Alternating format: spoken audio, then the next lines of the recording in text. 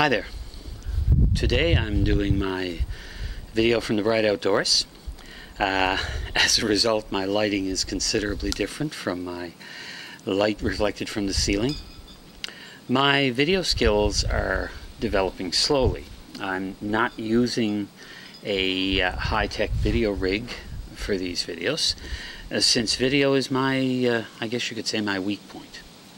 Although I did actually act as a cameraman for a cable television program for a while, there is a big difference between handling a big professional camera and having someone else do the editing and having to do the whole production yourself.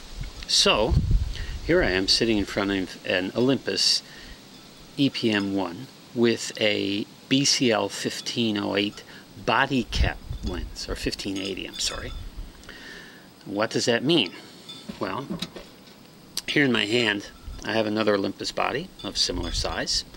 This is an EPL1, that's an EPM1. This one has a body cap lens, but this is the 9mm fisheye. Okay, so this is the 0980. Now, let me just take a picture here that I will include later in the video so that you can see what I'm actually shooting this video on. Now, why such a simple setup?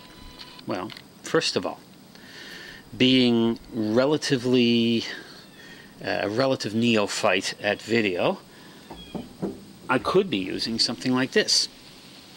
It would give me the ability to focus, to change focal lengths. It has a lot of advantages, actually.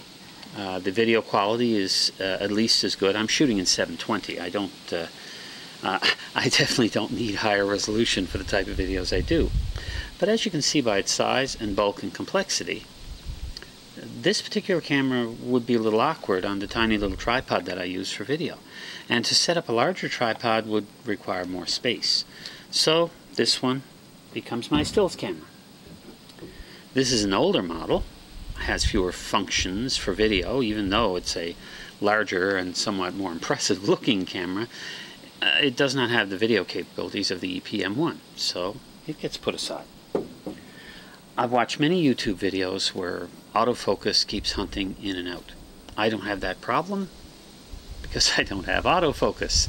If I want to show something very close, I simply reach forward to the camera, move a single lever,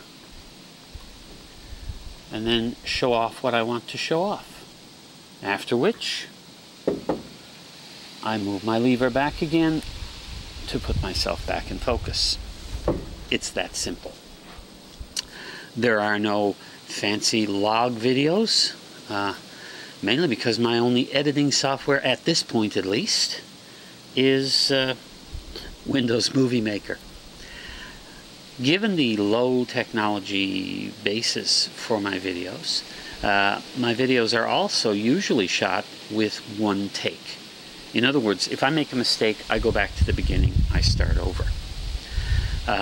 Unfortunately, I also shoot most of my videos rather unscripted, which means that sometimes I ramble, sometimes I repeat myself, and sometimes I leave out salient points that should not have been left out. Like, for instance, in my last video on autofocus, I really should have pointed out the fact that there is also continuous and single autofocus, and with back button focusing, you can actually set continuous autofocus and simply let go of the button when what you need isn't focused.